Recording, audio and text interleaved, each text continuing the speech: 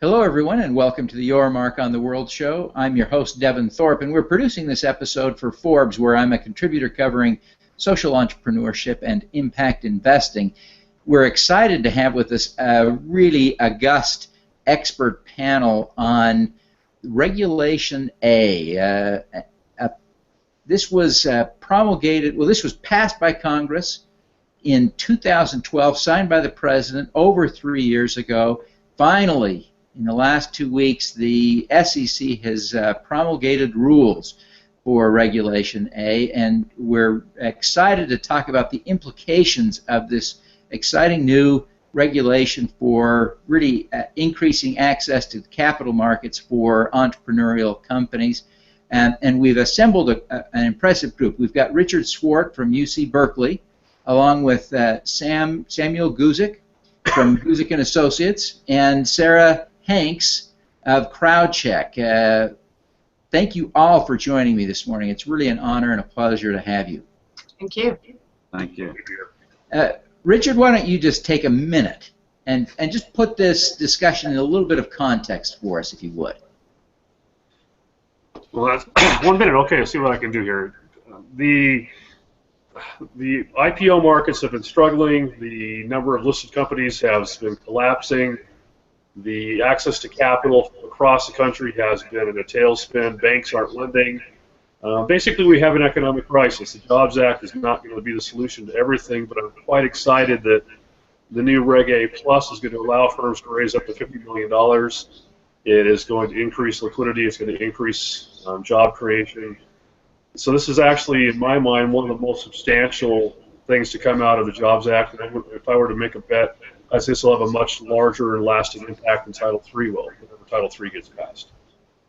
Interesting, interesting. Sara, how would you explain to us, from your perspective at CrowdCheck, how this relates to crowdfunding? There's been a little bit of argument about whether this is crowdfunding. Talk to us a little bit about how this fits into the crowdfunding community and the issues there. Okay, well, the thing is, there is no definition of crowdfunding, right? So it's whatever you think it is. I would characterize crowdfunding as the ability to get a large number of investors in relatively small amounts over the internet. I think those are the biggest elements of what you might call crowdfunding. And this hits all three, because you are able to generally solicit. You can take out your message to anybody. You can attract as many investors as you like. There is no limit. You could have tens of thousands. And I'm working with a company who is literally looking for 10,000 or more investors, and they can invest in relatively small amounts. So I think this is crowdfunding. It's crowdfunding with a stamp of approval by the SEC, but it's still crowdfunding. Sam, you have actually been intimately involved in the regulatory process. So I really want to tap into your expertise here, but would you just take a minute and be thoughtful of our audience? They're not experts, they're entrepreneurs who are interested in learning more about this regulation, but give us a quick overview of the regulation itself. What does this regulation do? Okay, basically what the regulation allows a company to do is to raise up to $50 million in a registered public offering. It is a registration process with the SEC. It does require financials as opposed to audited financials. So that's it requires audited financials for the Tier 2 Regulation A+. The big advantage to it, there's a couple of big advantages on cost. One is your auditors don't have to be registered with the PCAOB, which means that you have auditors which are less expensive in many cases than PCAOB registered auditors. That's PCAOB is courtesy of Sarbanes-Oxley. Also, very significantly, as a reporting company, you have to file 10-Ks and quarterly reports with the SEC. Under this lighter version, you only have to file a 10-K and one semi-annual report. So that's a big advantage. the disclosure that you have both in the registration process and the ongoing reporting process is a lighter version. You still have to follow the SEC rules, but there's less burdensome disclosure. So the idea is a way of going public for smaller companies with less initial expense and less ongoing expense. Well, this is really an exciting process. Now, there are two tiers. In the tier 1, you can raise up to $20 million. In the tier 2, you can raise up to $50 million. Sarah, maybe you could help us understand how the rules differ between tier 1 and tier 2. Okay, the biggest difference between the two, in my opinion, is that tier 1, which is, as you say, up to 20 million, does not preempt state review. Now, what does that mean? That means you have to get every single state that you're selling in or making an offer in, you have to register and go through their review process. And some states not only require full disclosure, but some states impose a merit review standard. So they are able to say, you are not a good enough company to sell in our state. So it really goes state by state. Tier 1, you've got to go through every state that you make an offer in, as well as you sell in. And on the easier side, there are no rules about whether you have to have your financial statements audited or not, as Sam mentioned.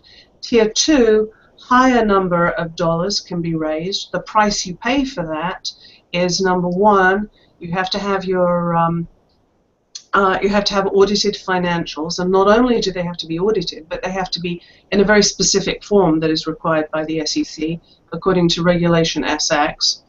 And then, as Sam mentioned, there is ongoing reporting, so it's not just one and done. You are now in a whole system where you have to continually report on a semi-annual basis. But the good side about Tier 2 is you don't have to go through the states. So in my opinion, I think we are going to see way more activity on the Tier 2 side than the Tier 1. The Tier 1 is essentially the old rules for Reg A, isn't it pretty much, with an increase from 5 million to 20 million? That's pretty much the case, yes.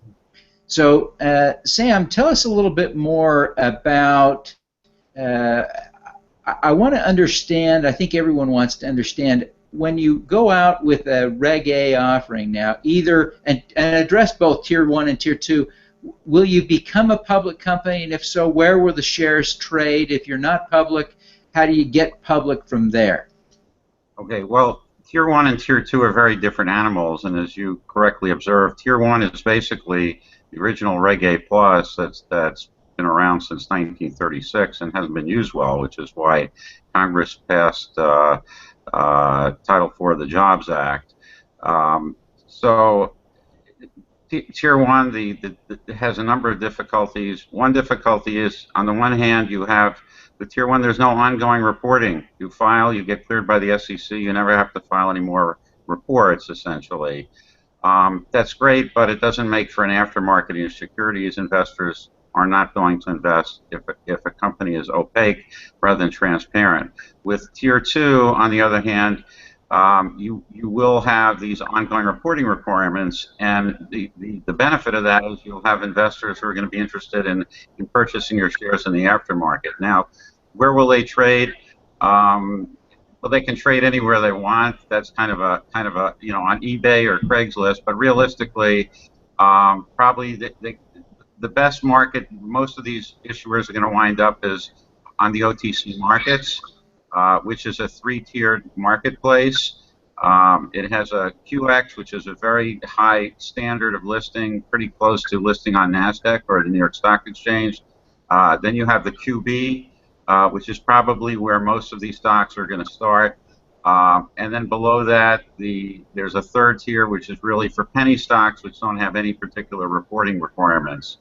So that's where most of these stocks will wind up, I believe, initially on the OTC markets QB.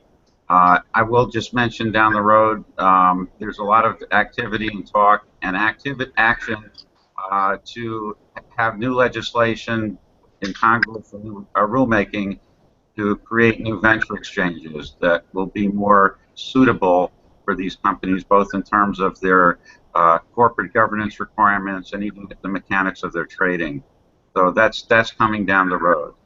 But right now, the OTC markets, QB, is going to be the main place. That's interesting. Richard, I wonder if you would address for a minute the nature of the marketplace, and how you see this impacting entrepreneurs and economic growth. The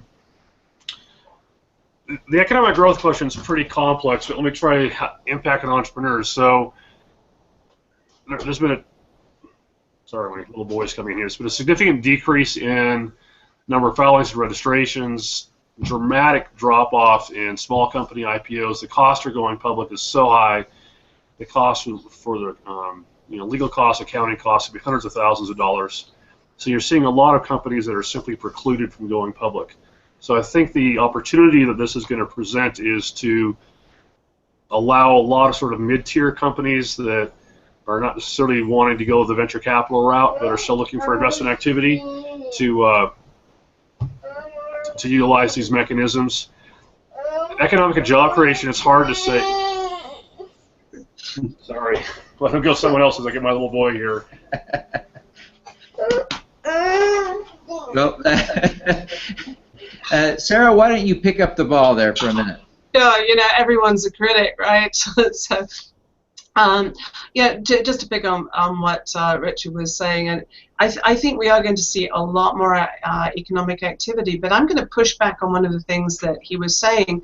He's talking about slightly later stage companies. I think Reg A is going to work for super startups.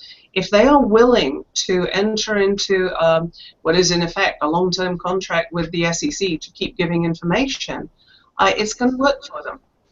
So I know a lot of folks are saying this is more for the company who is in between the venture stage, the angel stage, and IPO. I think it's going to work at the lower end as well, and I'm willing to help any company who wants to do it that way. It's an interesting take. It clearly creates an obligation, even a burden on a small company, but by the same token, it's providing access to capital that may simply not be there otherwise, right?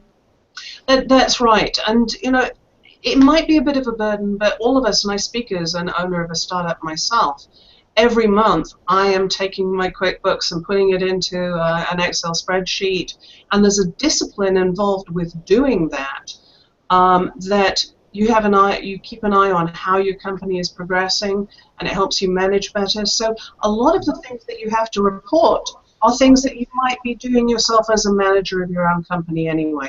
So don't be too scared of it. Just because it's sending information to the SEC, don't get scared off. Richard, what's your reaction to that? Well, no, I think we're closer than Sarah thinks we are.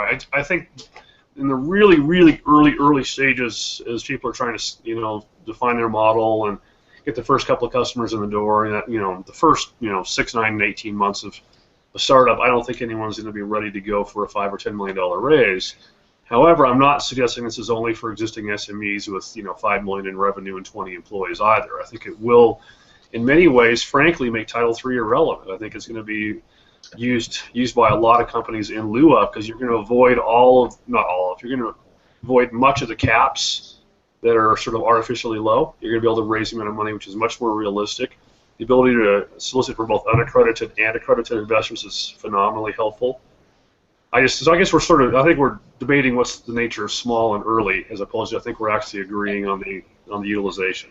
Sure. Sam, why don't you give us a sense, if you would, since you're in the business of helping people do this legal work, which is really the biggest cost, one of the biggest costs of going out, especially for an early stage startup that might seek to do its own raise independent of a broker-dealer.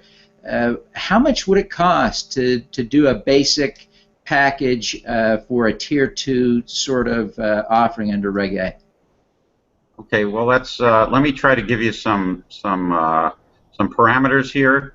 It's not a one-size-fits-all. Let me start out with some benchmarks that the SEC actually put out in that 400-plus page release. If we get towards the end of it, they give some benchmarks, and that's all they are. They compare a full IPO with a Form S1. They indicate using a rate of 400 an hour. That's 125,000. Now, that's not what it's going to cost necessarily for Google or whatever. And they compare that to a Form 1A, which is what you file with the Tier 2, and they use a benchmark of $75,000. What I expect is going to happen is this. This is a market that's dealing with addressed to smaller companies. And so I think there's going to be a lot of competition. I think the market is going to scale to the needs of these companies. And I think the better companies are going to wind up being able to have lower cash fees in exchange for some equity kicker. Because from my perspective, I like to take quality companies, companies that I believe in that will succeed. So from my perspective, I'm willing to take some of my fees in equity. Other attorneys have different practices. So I think you're going to see the costs come down, but essentially it's going to depend on the company itself, how mature they are, how extensive their operations are, and also how sophisticated their management is. If you have a fairly sophisticated management team and they can give you a lot of assistance in drafting certain portions of the registration, that makes life easier for me. That's less time for me. If it's somebody who you've got to hold their hand from the beginning, that's a lot more time intensive. And then as Sara knows, who's done due diligence, is the queen of due diligence. When you take a company public, it's not just filing the registration, it's the pre-registration review and issuer due diligence, and often you find problems there that needs to be fixed. And so that could take some time, and there's no way to measure that until you look at it. So those are my general thoughts.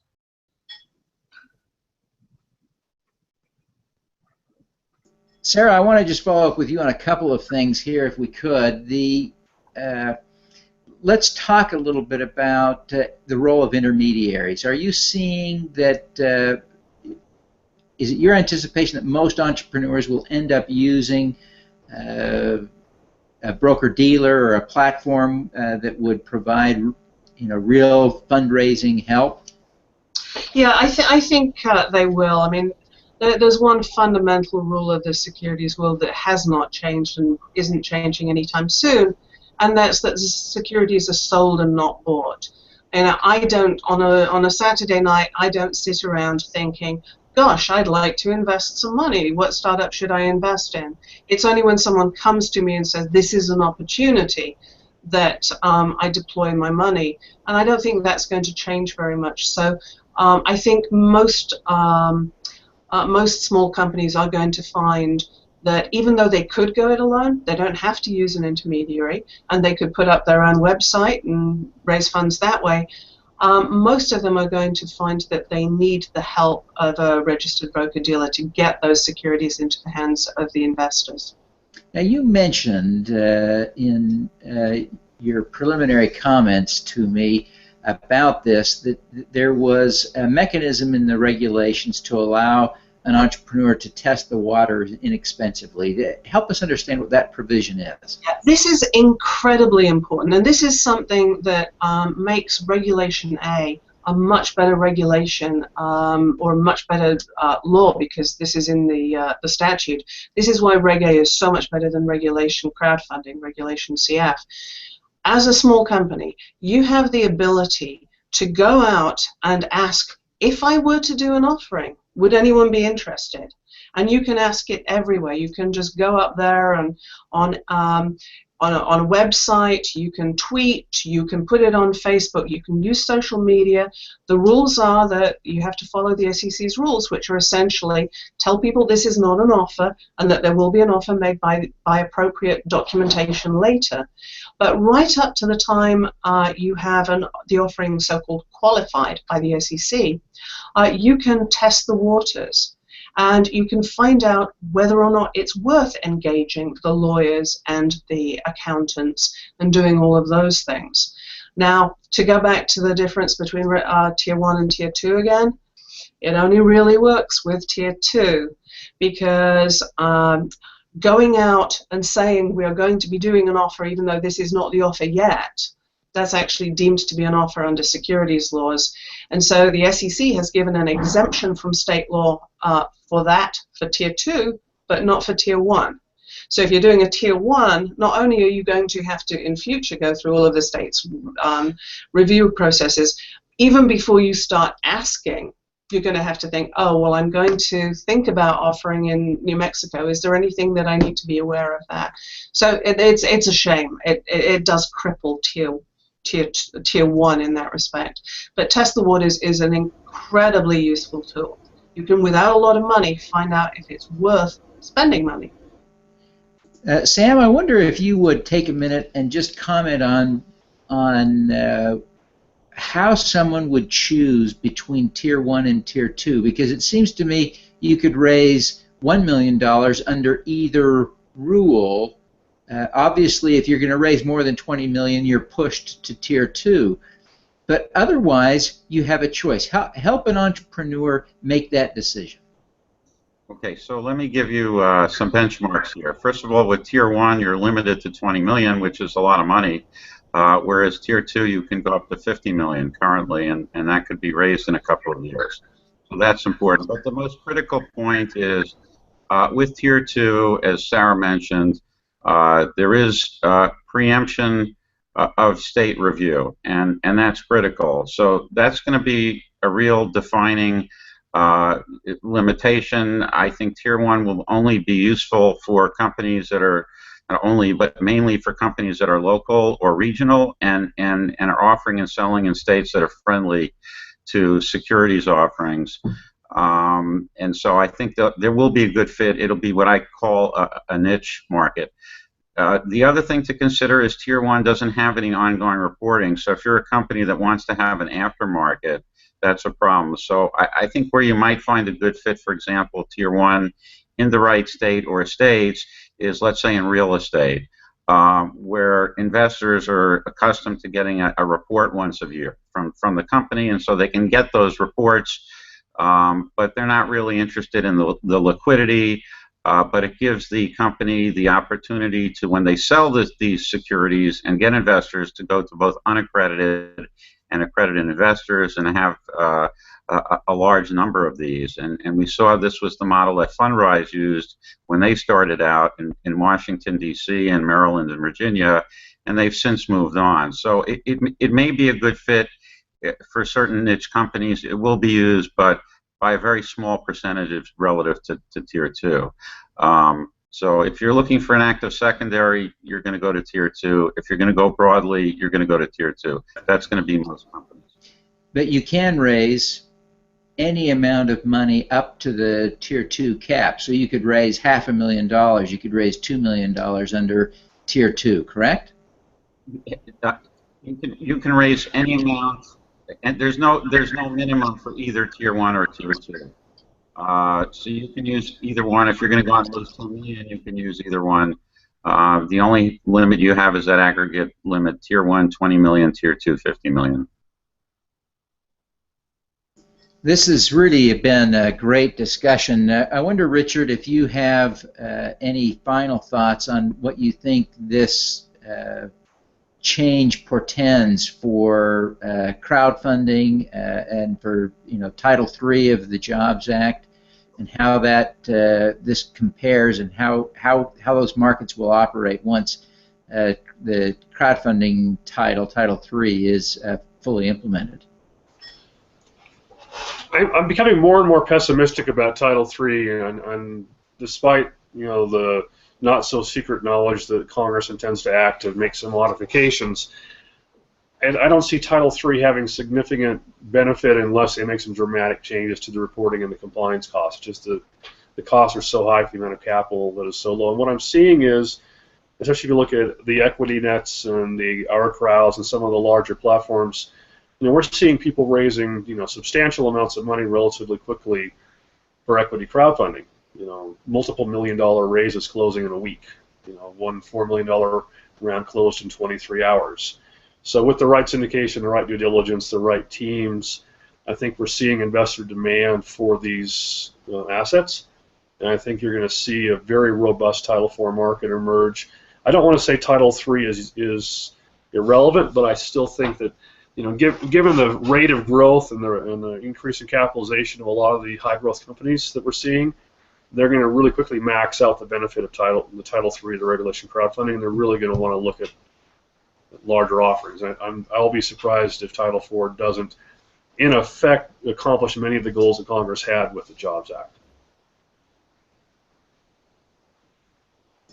Richard, what are the audit requirements under Regulation A? We talked a little bit about this up front, and how do they compare to the Regulation CF? That's probably a Sam question, not a Richard question. Okay, Sam, can we pitch that to you? Yeah, sure, that's no problem. For Regulation A+, Tier 1 is reviewed financials. That's your up to $20 million with no blue sky exemption. Tier 2, you need audited financials, 2 years, and your independent auditor will do just fine for that. You don't need to go out and hire a major law firm. Regulation CF, as it exists now in the proposed rules, up to 100,000, the financials are self-certified. Between 100 and 500,000, they're reviewed. Financials, when you get over 500,000, the statute itself said they're audited unless the SEC determines otherwise. And in the proposed rules, they didn't determine otherwise. So from 500,000 to $1 million, it's audited financials. I think really Title III as it exists now is a moot point. I think what we're going to see, hopefully, is we will see legislation introduced and hopefully passed by the summer, which looks very different than what we have now. But that's, anything that goes through Congress is an unknown and an uncertainty. But I'm hopeful that we'll have something that looks more useful and is more useful, which allows companies to raise up to $5 million, doesn't require platforms to go through a FINRA registration and be subject to FINRA rules, and doesn't require audited financials whatsoever. And then I think it will have some use. I do agree with Richard generally. I never want to disagree with Richard because he's more knowledgeable in this area than anyone. But I think that Title III, if it's done right, will turn out to be what I call the farm team or the minor leagues for startups, and maybe 1 in 100 will emerge to the next level, and then they'll wind up being your Reg A plus candidates. I really see this whole ecosystem, an ecosystem created by the Jobs Act. What we have today is we have Title IV, which is a stepping stone to a national exchange listing. We have the ability of a client to go out and do a public raise to accredited investors, which we've never had before. So what that means is a company can reach many more people at very little cost. Couldn't do that before. We have that now with Title II private placements. We have that now with Title IV, and hopefully soon we'll have the missing rung, the bottom rung, which is Title III. So you will have people entrepreneurs who have the ability to reach a broad audience at a much reduced cost, and that didn't exist before the Jobs Act. And I think that's the big message and the big picture, and it's great not only for it's all spectrums of small and emerging companies, but also for the economy, because this is where our jobs come from, especially at the IPO stage, because a large chunk of proceeds from an IPO goes to hiring as soon as that offering closes. So. That's great, Sam. Sarah, I want to just wrap up with you here. One last question, if you would. I want you to try and take us through the process. I think that this discussion will be most interesting to people who are actually interested in going out and raising money now or very soon. So if you could, just give people a quick walkthrough. Where do they start? How do they proceed? What are the steps involved? This sounds, I'm sure, so daunting to entrepreneurs, and I suspect that to someone like you, this is all figured out. It's all greased. What do they do? Okay, first thing you do, before you even start testing any waters is you talk to an experienced securities lawyer. Because the one thing you don't want, even though there's not a lot of rules about testing the waters, the one thing you don't want is to say a wrong thing which is going to get you into trouble later. So talk to a lawyer, get a fixed price for them taking you through the testing the waters. Then you start testing the waters. You go out to your network. You go out to everybody you know and every vehicle and every channel that you can think of to say, we're thinking of doing an offering. Would you be interested? You don't have to commit, but we'd like to know. And from the feedback you get there, you decide, is there interest at all? Is there interest in a particular state? If you have all of your interest in your own home state, for example, you might want, as Sam says, to go through the tier 1. It might be an option for you. So then you make the decision in conjunction with your legal advisors which tier to use. You get your financial statements ready because now you know that it's worth paying the accountants to do that. And then you file with the SEC. And the SEC process, again, this is why an experienced securities lawyer is going to be very useful. It sounds a little daunting. They're going to ask some questions which sounds crazy. They're going to ask some questions which are good. And you're going to revise your disclosure in accordance with their comments. And then after you've gone through that process with them, they'll declare you qualified. They'll declare the offering qualified, and then you'll be able to make sales. Now, woven into that, in conjunction with your advisor, will be the decision: are you going out on your own, or are you going out through a platform? So that decision has to be made at some point. But you don't really need to make the decision until you know what your interest is, where the interest is, and whether you can go it yourself. That is really a great summary, and I really appreciate you taking us through that. I think our audience will appreciate that. Listen, I want to give each of you a chance before we wrap up. And Sara, since your mic is open, please just take a minute and tell people how they can follow up with you, learn more about what you're doing, learn more about Reg A from you, and then we'll give Richard and Sam a chance to do the same. Sure. Well, thank you. I'm Sara at CrowdCheck.com. That's S-A-R-A. Buzz me if you've got any questions at all. I love talking any form of crowdfunding and early stage capital raising with anybody. Obviously, no charge. And one of the things that we are preparing is a complete soup to nuts Regulation A package for both early stage and developed companies, which takes care of everything. So no worries at all, and no surprises. So looking forward to hearing from people who have any questions at all. Great, thank you very much, Sara. Richard? Hard to beat that. First of all, we'll be announcing some major initiatives at Berkeley, so check out crowd.berkeley.edu. There's a new website up talking about some of our initiatives, and I'll actually be making a major announcement at Lend It next week in New York about some things happening, both with me personally and also with Cal's program, but some exciting news to share, but I can't release it until Wednesday. I'm at Richard Thorpe on Twitter. Most of the things that I publish, I stick on my LinkedIn profile, so if you want to see what I'm writing or what I'm thinking about, just follow me on LinkedIn. That's the best way of seeing what I'm writing. Great. Sam? Yes, probably the best way of staying in touch with me is through my website, which is guziklaw.com, G-U-Z-L-K. That links to my blog, which is fairly active. I write regularly in this area. I do have things published outside my blog, but they always wind up getting reprinted.